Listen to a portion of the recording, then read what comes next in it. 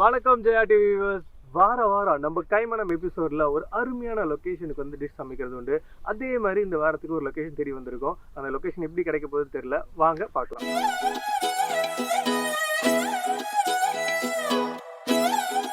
இந்த ஃபர்ஸ்ட் தவுக்கலையை பார்த்த உடனே தாமரை குளத்தில் இருக்க தாமரையோட ரொம்ப அழகாக இருக்குது பார்த்தீங்களா. ஸோ இந்த தவுக்கலையை பார்த்த உடனே எனக்கு நிறைய விஷயங்கள் மெமரிஸில் வந்தது.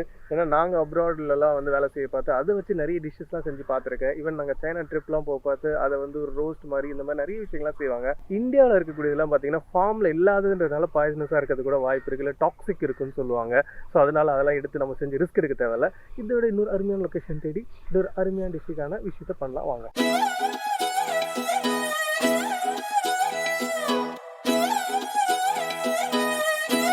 லொக்கேஷன் தேடி வந்த இடத்துல ஒரு அருமையான விஷயம் இது என்னன்னு பார்த்தீங்கன்னா, நிறைய பேருக்கு தெரிஞ்சிருக்கு, நிறைய பேருக்கு தெரியாமல் இருக்க வாய்ப்பு இருக்குது. தூதுவளைன்னு சொல்லுவாங்க. இதை வந்து அவ்வளோ ஒரு மருத்துவ குணம் உள்ளது. இதில் வச்சு அடை செய்வாங்க. இன்னும் நிறைய பேர் பார்த்தீங்கன்னா சூப்பு, குழம்பு இந்த மாதிரி நிறைய விஷயங்களுக்கு இது யூஸ் பண்ணுவாங்க. மருந்தாகவும் இது யூஸ் பண்ணுவாங்க. ஸோ இந்த மாதிரி தான் வந்து வர இடத்துல காட்டிலலாம் இருக்க பார்த்து இது ரொம்ப வந்து ஒரு ஒரிஜினாலிட்டியாக இருக்குன்னுவாங்க ஃபார்மெல்லாம் விட. ஏன்னா இந்த மாதிரி வந்து காட்டில் இருக்கிறது வந்து அதுக்கான நேச்சுரல் ரிசோர்ஸஸ் அப்படியே இருக்கிறதுனால அதோடைய மரபுகள்லாம் அப்படியே இருக்குன்னுவாங்க. இந்த மாதிரி கீரைகள்லாம் வந்து உங்களுக்கு வாங்கக்கூடிய வாய்ப்பு இருந்ததுனா ஈவன் கீரைக்காரர்கிட்ட கேட்டிங்கன்னா கூட எடுத்துகிட்டு வந்து தருவாங்க. இல்லை நீங்களே போகிற வேலை எப்பயாவது பார்க்குறது உண்டு, ஏதாவது மார்க்கெட்லாம் வச்சு விற்பாங்க. அந்த மாதிரி பார்த்தீங்கன்னா கண்டிப்பாக வாங்கி இதை செஞ்சு பாருங்கள். நெக்ஸ்ட் ஒரு முக்கியமான விஷயம் உங்களுக்கு சொல்லணும். நம்ம லொக்கேஷன் தேடி வந்தோம் இல்லையா, அந்த லொக்கேஷன் நம்ம ஆல்மோஸ்ட் வந்தாச்சுன்னு தான் சொல்லணும். செம்பரம்பாக்கம் ஏரியோட பேக் சைடில் தான் நம்ம என்ன பேசிகிட்டு இருக்கோம். உங்களுக்கு பார்த்தாலே தெரியும், அந்த ஏரியோட மறுமுனையை நிறைய பேர் பார்த்துருக்க வாய்ப்பே இல்லை. அதுதான் இது.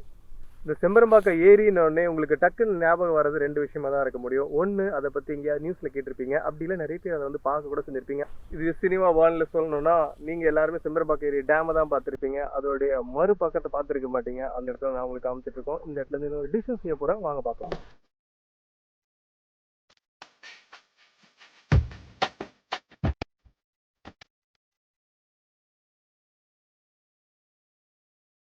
சூப்பராக இருக்குல்ல இடம். முதல்ல ஒரு விஷயத்த பண்ணுவோம். ஹெட்ஸ் வந்திருக்கு. என்ன பண்ணுறேன்டா பார்க்குறீங்க, என் மைண்டு இந்த இடத்த பார்த்த உடனே குளிடான்னு சொல்லுது, மனசு தான் சொல்லுது. அதான் எங்கள் ப்ரொடியூசர் போய் சமடான்றாங்க. அதனால தான் உங்களுக்கு வேணாம் எனக்கு வேணாம் சொல்லி டாஸ்க் போட்டு பார்த்தேன். அவருக்கு ஏற்ற மாதிரி தான் டாஸ்க்லேயும் வந்திருக்கு சமைக்க சொல்லி. நம்ம அது மட்டும் பண்ண போதில்லை, ரெண்டு பண்ண போகிறோம். ஃபஸ்ட்டு சமைக்கிறோம், அப்போ குளிக்கிறோம். வாங்க போகலாம். ஃபைனலாக ஒரு அருமையான லொக்கேஷனில் நம்மளுக்கு தேவையான விஷயத்தை எல்லாத்தையும் செட் பண்ணி வச்சுருக்கோம். இந்த இடம் ஆல்ரெடி நாங்கள் முன்னாடி உங்களுக்கு சொன்னோம், செம்பரம்பாக்கம் ஏரியோட மறுமுனையில் தான் நம்ம நின்றுட்டு இருக்கோம். இந்த இடத்துல வர பார்த்து நிறைய பேர் மீனெல்லாம் பிடிச்சி வித்துட்டு இருந்தாங்க. ஆனால் நம்ம எபிசோட ஸ்பெஷல்னா இங்கே கிடைக்கிறதுன்றதை தாண்டி டிஃப்ரெண்ட்டாக ஒன்று செய்கிறது. ஏன் ஏரியில இருந்து நம்ம ஒரு கருவாடு டிஷ் பண்ணக்கூடாது? ஸோ அதனால நம்ம இன்னைக்கு பண்ண போகிற டிஷ் என்னன்னு பார்த்தீங்கன்னா, கருவாட்டை வச்சு ஒரு அருமையான கருவாட்டு குழம்பு, அது கூட ஒரு நெத்திலி கருவாட்டோட ஒரு ஃப்ரை. இது ரெண்டு தான் நம்ம இன்னைக்கு பார்க்க போகிற டிஷ்ஷு. நம்ம அந்த டிஷ்ஷை செய்ய ஆரம்பிச்சுக்கலாம்.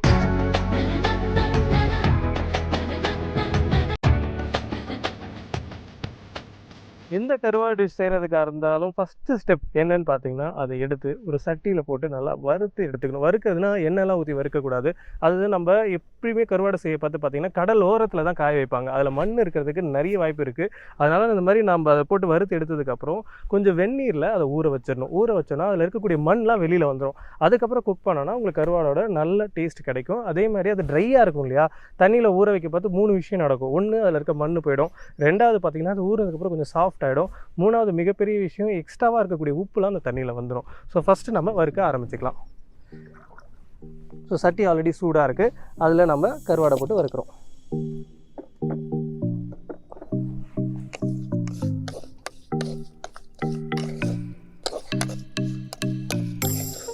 இது வறுக்க பார்த்தே உங்களால் அங்கே நிற்க முடியாது, அந்தளவுக்கு வாசனை வரும். இங்கே இருக்கவங்களும் அதான் சொல்லிட்டு இருக்காங்க. ஸோ அந்தளவு ஒரு பயங்கரமான ஃப்ளேவர் வந்துக்கிட்டே இருக்குது. ஸோ இந்த இடத்துல வந்து ஃபிஷ் தான் செஞ்சு பார்த்துருப்பீங்க, இல்லைனா வந்து ஒரு எறா இல்லை நண்டு இந்த மாதிரி தான் செய்வாங்க. இந்த இடத்துல கருவாடா இன்னும் ஒரு ஷாக் ஆவீங்களா, அப்படி தான் நம்ம செய்வோம். ஸோ இது நல்லா வறுத்துட்டே இருக்கும். வறுக்க பார்த்தீங்கன்னா பக்கத்து வீட்டுக்காரங்களாம் வந்து எனக்கு ஒரு சட்டி கொடுங்கன்னு கேட்பாங்க. அந்தளவுக்கு ஃப்ளேவர் வரும். ஸோ இது நல்லா வறுத்துருவோம்.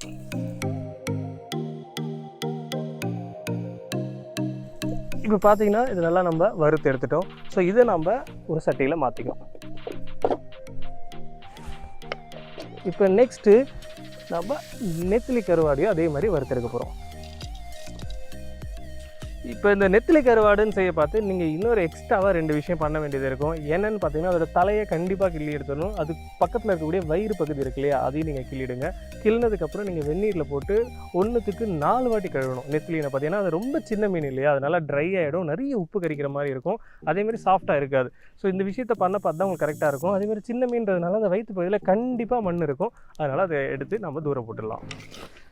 வாவ், இந்த கருவாடோட மெயின் ஸ்டெப் இந்த வறுத்து எடுக்கிறது தான். இதை நீங்கள் ஸ்கிப் பண்ணிடாதீங்க. இது வறுக்க பார்த்து மண் வெளியில் வர்றது மட்டும் இல்லாமல் அந்த கருவாடோட ஃப்ளேவரை என்ஹான்ஸ் பண்ணி கொடுக்கும்.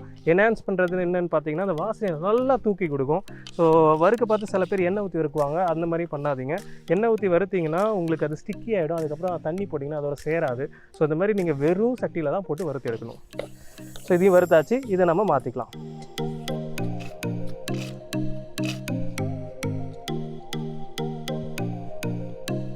அதே சட்டியில் நம்ம தண்ணி ஊற்றுறோம். அந்த தண்ணி நல்லா கொதிக்கணும். நல்லா கொதிச்சதுக்கப்புறமா எடுத்து நம்ம ஆல்ரெடி வறுத்து வச்சுருந்தோம் இல்லையா, அந்த 2 கருவாட்டுலேயும் நம்ம ஊற்றி கொஞ்சம் ஊற விடணும். ஊற விட்டதுக்கப்புறம் தான் நம்ம செய்ய போகிறோம். நம்ம இப்போ என்ன பண்ண போகிறோம்னா ஊற்றி அந்த சைடு ஊறிட்டே இருக்க பார்த்து நம்ம சைட் பை சைடு அதுக்கு தேவையான விஷயங்களை செய்ய ஆரம்பிச்சுக்க போகிறோம். ஸோ இப்போ இந்த தண்ணி கொதிக்கிறதுக்குள்ளே நம்ம 2-3 விஷயங்களை செஞ்சுக்கலாம்.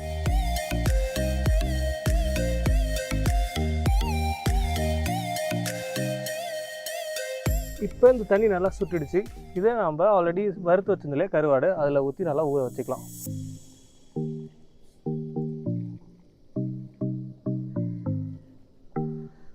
கருவாடை ஊற வச்சாச்சு. கருவாடை ஊற வச்சதுக்கப்புறம் நெக்ஸ்ட்டு என்ன பண்ண போகிறோன்னு கேட்டிங்கன்னா, ஒரு எலுமிச்சம் பழ சைஸில் இருக்கக்கூடிய புளியை தண்ணியில் போட்டு ஊற வச்சுக்கலாம். இது 3ம் ஊற வச்சிட்டிங்கன்னா உங்களுக்கு கருவாடு குழம்புக்கு தேவையான மெயின் ப்ரிப்ரேஷன் ரெடின்னு சொல்லலாம். இப்போ நெக்ஸ்ட்டு குக் பண்ண ஆரம்பிச்சுக்க போகிறோம். இப்போ பார்த்தீங்கன்னா சட்டி நல்லா சூடாகிட்டுருக்கு. இப்போ நம்ம நல்லெண்ணெய் சேர்க்க போகிறோம். நிறைய பேருக்கு ஒரு கன்ஃபியூஷன் இருக்குது. இந்த மீன் குழம்பு இல்லைனா கருவாட்டு குழம்பு இதெல்லாம் வைக்க பார்த்து ஏன் நல்லெண்ணெய் ஊற்றணும், இல்லைனா காரக்குழம்பு வைக்க பார்த்து சில பேர் கேட்பாங்க ஏன் நல்லெண்ணெய் ஊற்றணும், ரீஃபைண்ட் ஆயில் ஊற்றக்கூடாதான்னு சொல்லிட்டு. அந்தந்த எண்ணெயை அந்தந்த டிஷ்ஷுக்கு செஞ்சிங்கன்னா அந்தந்த டேஸ்ட் கிடைக்கும். அப்படி இல்லை ஆப்ஷனாக வேறு வழி இல்லைன்னு பார்த்து நீங்கள் சேர்த்துக்கிட்டிங்கன்னா ஓகே, அப்படின்னா கூட அந்த டிஷ்ஷு செய்யாமல் வேறு டிஷ் செஞ்சால் தான் பெஸ்ட்டு. ஸோ இந்த மாதிரி குழம்பு வகையில் எஸ்பெஷலி நீங்கள் செய்யக்கூடிய காரக்குழம்பாக இருக்கலாம், கருவாட்டு குழம்பாக இருக்கலாம், மீன் குழம்பாக இருக்கலாம், இது எல்லாத்துக்கும் நல்லெண்ணெய் தான் கண்டிப்பாக சேர்க்கணும். செக்கு நல்லெண்ணெய் சேர்க்கணும் அதுவும். ஸோ இப்போ நம்ம நல்லெண்ணெயை இதில் சேர்க்க போகிறோம். இப்போ நல்லெண்ணெய் ஹீட் ஆகிட்டே இருக்க பார்த்து இன்னொரு நீங்கள் 2 விஷயத்தை ஞாபகம் வச்சுக்கணும். எண்ணெய் நல்லா கொதித்து ஸ்மோக் வந்ததுக்கப்புறம் எதையும் போட்டுறாதீங்க. இந்த மாதிரி லைட்டாக பபுள் வருது இல்லையா, இந்த ஸ்டேஜ்லேயே இதுக்கு தேவையான வெந்தயம் வடகம் 2த்தையும் போட போகிறோம். ஸோ வெந்தயம் ஃபஸ்ட்டு நான் அதில் சேர்க்குறேன். இப்போ இந்த குழம்புக்கு தேவையான அளவுக்கு வடகத்தை சேர்க்க போகிறேன். சேர்த்தாச்சு. இங்கேயே நிறைய பேருக்கு சில டவுட்லாம் இருக்கும், அதேமாதிரி உங்களுக்கும் அதேமாதிரி டவுட்லாம் இருக்கும். வடகம் இல்லாதவங்க என்ன செய்கிறதுன்னு. பெஸ்ட்டு குழம்பு செய்யாதீங்க. நான் சொல்கிறேன் தப்பாகவே நினச்சிக்காதீங்க, குழம்பு செய்யவே தேவையில்லை. ஏன் நான் சொல்கிறேன்னா, இந்த மாதிரி ஒரு பாரம்பரியமான ரெசிபிஸ் எல்லாமே அந்தந்த விஷயத்தை போட்டு செய்ய பார்த்து தான் ஒரு கரெக்டான ரிசல்ட் கிடைக்கும்னு சொல்லலாம். இல்லைனா அந்த பாரம்பரியமான ஒரு டேஸ்ட் கிடைக்குன்னு கூட சொல்லலாம். நீங்கள் அந்த மாதிரி எல்லாமே ஆல்டர் பண்ணி செய்ய பார்த்து உங்களுக்கு ஒரு குழம்பு கிடைக்குமே தவிர பாரம்பரியமாக இருக்கான்னு கேட்டால் இல்லை அதே டேஸ்ட்டில் இருக்கா கேட்டாலும் இல்லை. அதனால தான் நிறைய பேர் எங்கள் பாட்டி செஞ்ச மாதிரி இல்லை, எங்கள் அம்மா செஞ்ச மாதிரி இல்லைன்னு சொல்லுவாங்க. ஸோ இது எல்லாத்துக்கு ரீசன் என்னென்னா, அப்போலாம் வடகம் வீட்டிலே செஞ்சு வைப்பாங்க. இப்போ அட்லீஸ்ட் கடையிலேயாவது வாங்கி போடுங்க. இல்லை இந்த பாரம்பரியமாக செஞ்சுட்டு இருந்தவங்களா இருந்தால் அதை கண்டினியூ பண்ணி அந்த வடகத்தை செய்யுங்க. இன்கேஸ் அது இல்லவே இல்லைன்னு ஆயிடுச்சுன்னா நீங்கள் அப்போ அந்த வடகத்தில் சேர்க்கக்கூடிய இன்க்ரீடியண்ட்டை ஃப்ரெஷ்ஷாக கூட சேர்த்துக்கலாம். ஸோ இப்போ வடகம் நல்லா குக் ஆகிடுச்சு. இந்த ஸ்டேஜில் நம்ம இதுக்கு தேவையான சின்ன வெங்காயம் பூண்டு 2த்தையும் சேர்க்க போகிறோம். ஒரு 12 பல் சின்ன வெங்காயம், 12 பல் பூண்டு, இது 2த்தையும் நம்ம சேர்த்துக்கிறோம். இதை சேர்த்ததுக்கப்புறமா இந்த டிஷ்ஷுக்கு தேவையான ஒரு பச்சை மிளகா, கீரை தேவையில்லை, பிக்க தேவையில்லை, எதுவுமே பண்ணாமல் அப்படியே போட்டுருங்க. போட்டுட்டு இதுக்கு தேவையான கறி லீஃப். இது நல்லா வதங்கணும். அதேமாதிரி ரொம்ப ஸ்லோ ஃப்ளேமில், அதாவது மிதமான சூட்டில் தான் இதை நல்லா நீங்கள் வதக்கணும். அட்லீஸ்ட் 5 to 10 நிமிஷம் வதக்கியே ஆகணும். ஏன்னா இந்த சின்ன வெங்காயம் பூண்டு தான் நம்ம சேர்க்கறதுலே ஒரு ஹோல்னு சொல்லலாம். மற்ற விஷயங்கள்லாம் நம்ம கட் பண்ணி தான் சேர்க்க போகிறோம். இந்த ஹோல்ன்றதை தாண்டி இந்த முழுசாக போடக்கூடிய எந்த விஷயத்துக்கான முழு தன்மை அந்த குழம்புல இறங்கணுன்னா அது நல்லா நீங்கள் வதக்கி அந்த வதக்கின ஆயிலில் அந்த தன்மை இறங்கினா மட்டும்தான் அந்த குழம்புக்கான டேஸ்ட் நல்லாவே இருக்கும். இப்போ பார்த்தீங்கன்னா நம்ம ஒரு 5 to 10 நிமிஷம் இதை நல்லா வதக்கியிருக்கோம். இப்போ இந்த ஸ்டேஜில் இதுக்கு தேவையான மஞ்சத்தூளை சேர்க்க போகிறோம்.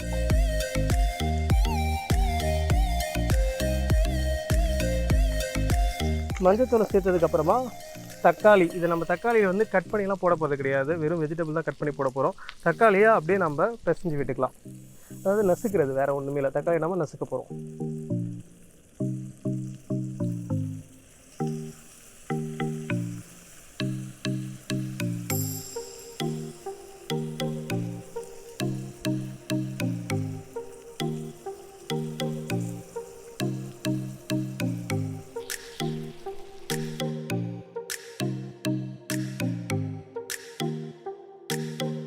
இந்த தக்காளியை போட்டதுக்கப்புறமா நீங்கள் கல்லுப்பை கண்டிப்பாக சேர்க்கணும். இப்போ இந்த கல்லுப்பு என்ன பண்ணணும்னு பார்த்தீங்கன்னா, தக்காளி நல்லா அரிச்சு அது வந்து ஒரு குக் பண்ணுறதுக்கு உதவுறது மட்டும் இல்லாமல் ஒரு பேஸ்ட் கன்சிஸ்டன்சிக்கு அதை எடுத்துகிட்டு வந்துடும். ஸோ இதை போட்டதுக்கப்புறம் இன்னும் கொஞ்சம் நல்லா வதக்கிக்கிறோம். வதக்க பார்த்து இந்த குழம்போட மெயின் விஷயம் என்னென்னு பார்த்தீங்கன்னா, நம்ம முதல்ல ஊற்றணும்ல எண்ணெய், அந்த எண்ணெயில் இந்த சாறுலாம் நல்லா போய் சேரணும். சேர்ந்தால் தான் அந்த குழம்புக்கான டேஸ்ட்டு. ஸோ இது நம்ம சேர்த்துக்கிறதுக்கப்புறம் நெக்ஸ்ட்டு நம்ம பண்ண போகிறது என்னென்னு பார்த்தீங்கன்னா, இதுக்கு தேவையான ஸ்பைசஸ், அதாவது குழம்பு தூள், அது கூட கொஞ்சமாக நம்ம கருவாட்டு குழம்பு பண்ணுறோன்றதுனால மிளகாத்தூளை அதிகமாக சேர்த்துக்க போகிறோம். சேர்த்ததுக்கப்புறம் இதுக்கு தேவையான வெஜிடபிள்ஸ். எப்போதுமே இதில் நீங்கள் வெஜிடபிள் உங்களுக்கு எந்த வெஜிடபிள் பிடிச்சிருக்கோ அதை சேர்த்துக்கலாம். ஆனால் சில விஷயங்கள் நீங்கள் அதில் கண்டிப்பாக சேர்க்கணும். என்னென்னு பார்த்தீங்கன்னா, கருவாட்டு குழம்புக்கு கண்டிப்பாக 2 கிழங்கு வகைகள் சேர்க்கணும். கிழங்குக்கெல்லாம் நீங்கள் வந்து உருளைக்கிழங்கு சேர்க்கலாம். ஸ்வீட்டாக இருக்கிறது இல்லாமல் மற்ற எது வேணால் நீங்கள் சேர்த்துக்கலாம். கருணைக்கிழங்கு, சேனைக்கிழங்கு, எந்த கிழங்கு வேணால் சேர்த்துக்கலாம். நம்ம அந்த மாதிரி இன்றைக்கி ஒரு 2 கிழங்கு சேர்க்க போகிறோம். அதேமாரி கத்திரிக்காய், வாழைக்காய், சில பேர் முருங்காயும் சேர்ப்பாங்க. அதில் வந்து உங்களுக்கு முருங்காய் ஆப்ஷனல் தான். ஏன்னா கருவாட்டு குழம்புல முருங்காய் போட்டாலும் நல்லாயிருக்கும், இல்லை நீங்கள் போடாமல் இருந்தாலும் அது ஒரு டிஃப்ரெண்ட் டேஸ்ட் கொடுக்குன்றதுனால நம்ம இன்றைக்கி முருங்காய் போட போகிறதில்ல. ப்ளஸ் மொச்சக்கொட்டை. இந்த மொச்சக்கொட்டை வந்து ரொம்ப இம்பார்ட்டன்ட். நேற்றே நான் அதை ஊற வச்சு ஆல்ரெடி பாயில் பண்ணி வச்சுருக்கேன். ஸோ ஒரு நைட் ஃபுல்லாக நீங்கள் அதை ஊற வைக்கணும். அதுக்கப்புறம் அதை நல்லா வேக வச்சு எடுத்து நீங்கள் அமைக்கி பார்த்தீங்கன்னா நல்லா வெந்திருக்கும். அந்த ஸ்டேஜில் இருக்க பார்த்து அந்த மொச்சக்கொட்டையை அதில் போட்டு இது நல்லா நீங்கள் முதல்ல வதக்கணும்.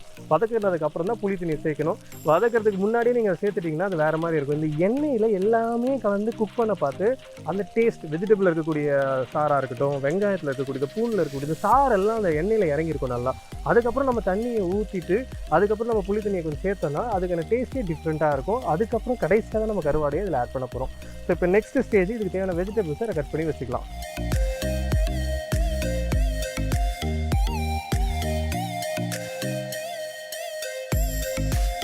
இப்போ இந்த கத்திரிக்காயை இதில் ஆட் பண்ணிக்கிறோம். இதே மாதிரி எல்லா வெஜிடபிளையும் நம்ம கட் பண்ணி ஆட் பண்ணிகிட்டே இருக்க போகிறோம்.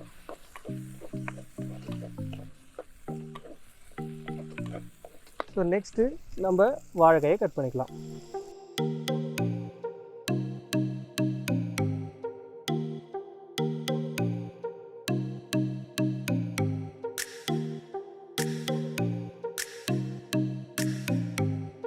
இப்போ நம்ம இந்த 2 கிழங்கு இதில் நம்ம சேர்க்க போகிறோம்.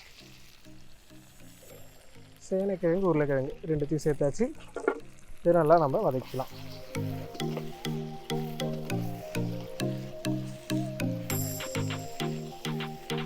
இப்போ இது வதங்க பார்த்தீங்கன்னா நம்ம இதுக்கு தேவையான ஸ்பைசஸ், அதாவது குழம்பு தூள்லாம் இருக்குது இல்லையா, அதெல்லாம் இப்போயே சேர்த்துக்கலாம். எப்போதுமே வந்து நீங்கள் கருவாட்டு குழம்பு செய்ய பார்த்து மிளகாத்தூள் அதிகமாக சேர்த்துக்கணும். வீட்டில் நம்ம அரைக்கக்கூடிய குழம்பு தூளில் குண்டு மிளகா அந்த மாதிரி விஷயங்கள்லாம் சேர்த்துருப்போம். அதனால் காரம் கம்மியாக இருக்கும். இந்த மாதிரி உப்பு அதிகமாக இருக்கக்கூடிய டிஷ்ஷு, இல்லைனா ஸ்ட்ராங்காக இருக்கக்கூடிய டிஷ்ஷஸுக்கெலாம் காரம் தூக்கலாக தான் நல்லாயிருக்கும். அதனால் முதல்ல நம்ம கொஞ்சம் மிளகாத்தூளை ஆட் பண்ணுறோம். இந்த குழம்புக்கு எவ்வளோ தேவையோ அந்தளவுக்கு நம்ம மிளகாத்தூளை ஆட் பண்ணிக்கலாம். ஒரு டீஸ்பூன் அளவுக்கு.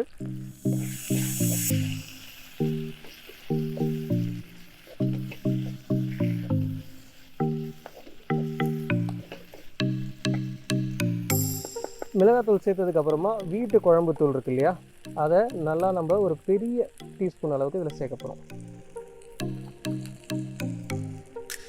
இதை நீங்கள் சேர்த்ததுக்கப்புறம் கொஞ்சமாக அதே டைமிங்கில் எண்ணெயும் சேர்த்துக்கோங்க.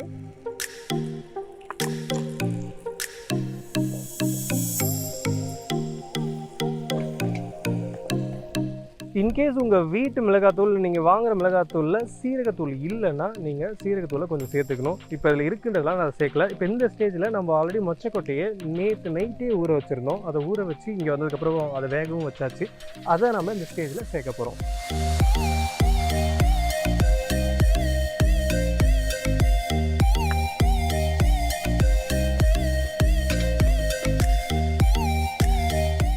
எப்போதுமே இது நல்லா நீங்கள் வதக்கணும். இந்த மொச்சக்கொட்டை இது எல்லாத்தையுமே சேர்த்து இந்த டிஷ்ஷுக்கு ரொம்ப இம்பார்ட்டண்டான விஷயம் என்னென்னு பார்த்தீங்கன்னா, அந்த எண்ணெயோடு சேர்த்து எல்லாத்தையும் நல்லாவே நீங்கள் வதக்கணும். கொஞ்சம் ஸ்லோவாகவும் வதக்கணும். ஏன்னா நீங்கள் போட்டோன்னே டக் டக்கு நெக்ஸ்ட் ஸ்டெப்பு பண்ணிங்கன்னா அதுக்கான ஃப்ளேவர், அதாவது அதுக்குள்ள அந்த தன்மைலாம் அந்த எண்ணெயில் இறங்கலாம் அந்த முழுமையான டேஸ்ட் உங்களுக்கு கிடைக்காது. ஸோ அதனால் நீங்கள் நல்லா இந்த மாதிரி போட்டு குக் பண்ணி கடைசியாக தான் நீங்கள் அந்த புளி தண்ணியை ஆட் பண்ணணும். இப்போ நம்ம இன்னும் ஒரு 2 மினிட்ஸ் இதை வதக்க போகிறோம். வதக்கினதுக்கப்புறம் புளி தண்ணி சேர்த்துட்டு இதுக்கு தேவையான மற்ற விஷயங்களை ஆட் பண்ணி ஃபினிஷ் பண்ணிடலாம்.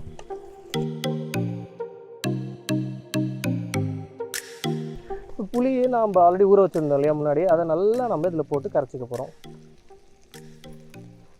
புளியை கரைக்க பார்த்து இன்னொரு விஷயம் நீங்கள் என்ன பண்ணணும்னு கேட்டிங்கன்னா, ரெண்டாவது டைம் நீங்கள் கருவேப்பிலையை இந்த ஸ்டேஜில் ஆட் பண்ண போகிறீங்க இந்த புளி தண்ணியில். அதுக்கப்புறம் கொஞ்சமாக பெருங்காயம் இந்த புளி தண்ணியில் ஆட் பண்ணணும். ஆட் பண்ணிட்டிங்கன்னா போதும். அதேமாதிரி இந்த புளியை வடிகட்டுறது இந்த விஷயங்கள்லாம் இந்த இதுக்கு தேவையே கிடையாது. அதில் சின்ன சின்ன நாராக நம்ம எடுத்து போட்டு சாப்பிட்டாலும் கரெக்டாக தான் இருக்க போகுது. ஸோ இந்த வெதை இருந்தால் மட்டும் கையில் மாட்டிச்சிங்கன்னா நீங்கள் அதை எடுத்துருங்க. இந்த புளி தண்ணியில் கொஞ்சமாக கருவேப்பிலை சேர்த்ததுக்கப்புறம் கொஞ்சம் பெருங்காயத்தூள், அதுக்கப்புறம் ரொம்ப கம்மியான கல்லுப்பு தான் நான் அதில் சேர்க்க போகிறேன். ஏன்னா ஆல்ரெடி குழம்புக்கு தேவையான சேர்த்தாச்சு. கருவாட்டு குழம்புன்றதுனால உப்பு கம்மியாக தான் சேர்க்கணும். ஸோ இப்போ இது எல்லாத்தையும் சேர்த்து நல்லா கரைச்சதுக்கப்புறம் இதை நம்ம இந்த ஸ்டேஜில் குழம்புல ஊற்ற போகிறோம்.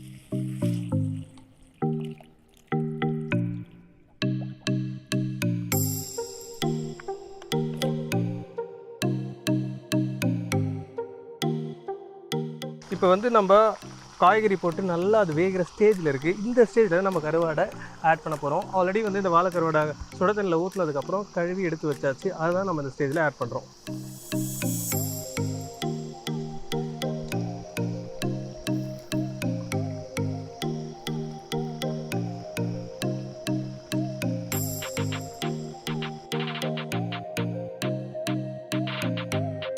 கருவாடை போட்டு ஆல்மோஸ்ட் ஒரு 10 நிமிஷம் நல்லா நம்ம அதை குக் பண்ணிட்டோம். இந்த ஸ்டேஜில் கடைசியான ஃபைனல் டச்னால் ஒன்றுமே இல்லை.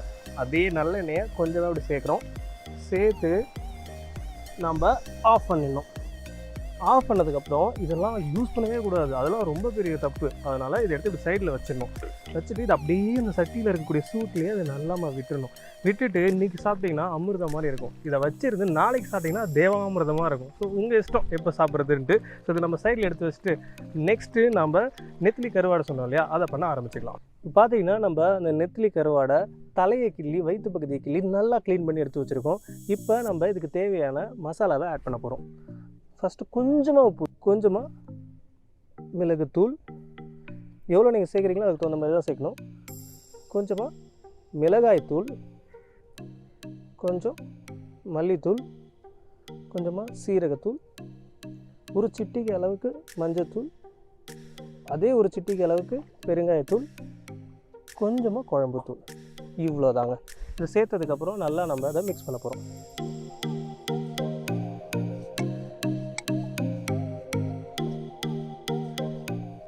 இதை மிக்ஸ் பண்ணி ஒரு சைடில் வச்சுக்கிறோம். அந்த மிக்ஸ் பண்ண கருவாடை கூடயே கொஞ்சமாக கருவேப்பிலையும் ஆட் பண்ணுறோம். கருவேப்பிலை ஆட் பண்ணியாச்சு.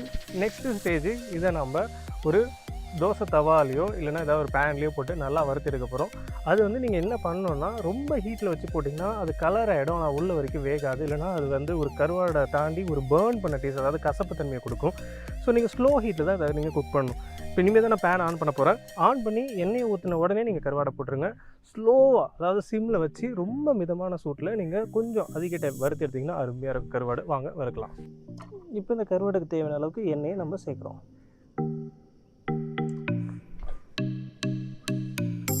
எண்ணெயை சேர்த்ததுக்கப்புறமா இப்போ நம்ம அடி கலந்து வச்சுருந்தோம்ல கருவாடை, அதை நம்ம இதில் சேர்த்துக்கலாம்.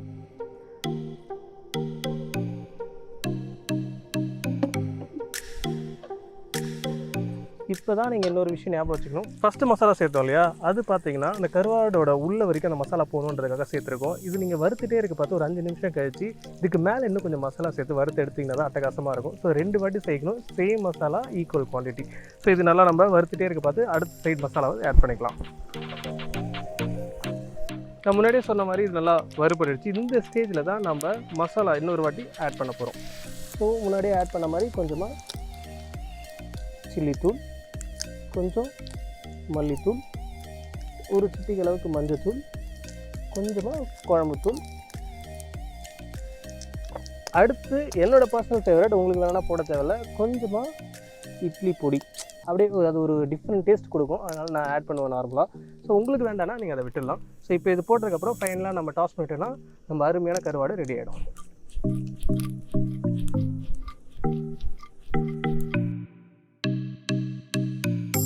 இப்போ பார்த்தீங்கன்னா நெத்திலி கருவாடை சூப்பராக வெந்துருச்சு. அதை நான் சுவிட்ச் ஆஃப் பண்ணிட்டேன். சுவிட்ச் ஆஃப் பண்ணதுக்கப்புறம் நீங்கள் என்ன பண்ணணும், அந்த தவாவிலேருந்து அதை எடுத்து மாற்றிடாதீங்க, அதே தவாவில் விட்டுருங்க. அந்த ஹீட்டில் இருக்க பார்த்து இந்த மொறுன்னு அருமையாக இருக்கும். ஸோ இது வந்து ஸ்பெஷலி வந்து பிரேக்ஃபாஸ்ட்டில் அந்த காலத்துலலாம் பார்த்தீங்கன்னா இப்போ நிறைய பேர் வழக்கத்தில் உண்டு. ஆனால் கிராமத்தில் தான் அதிகமாக செய்வாங்க. நம்ம வந்து சென்னையிலாம் இருக்கக்கூடிய மக்கள்லாம் அதிகமாக செய்ய மாட்டாங்க. இந்த மீந்த சாதத்தை தண்ணி ஊற்றி எடுத்து வச்சுருவாங்க. அதை ஒரு பழைய சாதமாக ரெடி பண்ணிட்டு அது கூட கொஞ்சம் வெங்காயம், பச்சை மிளகாய் சேர்த்து நிறைய பேர் சாப்பிட்றது உண்டு. அது கூட இந்த கருவாடு இருந்ததுன்னா ரொம்ப சிம்பிள் ரெசிபி. நீங்கள் பார்த்தாலே தெரியும். ஜஸ்ட் ஒரு 5 நிமிஷத்தில் செஞ்சிடலாம். இந்த மாதிரி செஞ்சது காலைல எடுத்து வச்சு சாப்பிட்டோன்னா அப்படி சூப்பராக இருக்கும். அதே மாதிரி ஒரு உளுந்தங்களி இல்லைனா வேறு ஏதாவது வந்து ஒரு டிஷ்ஷஸ் அந்த காலத்தில் செய்யக்கூடிய ராகிக்களி இந்த மாதிரி விஷயங்கள்லாம் இருந்ததுன்னா அது கூட இதை வச்சு சாப்பிட்டோன்னா ரொம்ப எக்ஸலண்ட்டாக இருக்கும். அப்படி இல்லைன்னா நார்மலாக வீட்டில் ரைஸை வடிச்சிட்டு இந்த மாதிரி ஒரு கருவாட்டு குழம்பு இதேமாதிரி ஒரு நெத்திலி ஃப்ரை வச்சு சாப்பிட்டிங்கன்னா அப்படி தான் இருக்கும். நம்ம டேஸ்ட் பண்ணி பார்க்கலாம். ஆனால் நான் சொன்ன வார்த்தையை மாற்ற மாட்டேன். கருவாடு டிஷ் நான் இன்றைக்கி டேஸ்ட் பண்ண மாட்டேன். ஏன்னா கருவாட்டு குழம்பு இன்றைக்கி தான் அமிர்தமாக இருக்கும், நாளைக்கு தேவாமிர்தமாக இருக்குன்றதுனால நாளைக்கு அதை நான் டேஸ்ட் பண்ணிப்பேன் பத்திரமா எடுத்து போயிட்டு. ஸோ இன்றைக்கி வந்து நம்ம நெத்திலி மட்டும் டேஸ்ட் பண்ணி எப்படி இருக்குன்னு சொல்கிறேன்.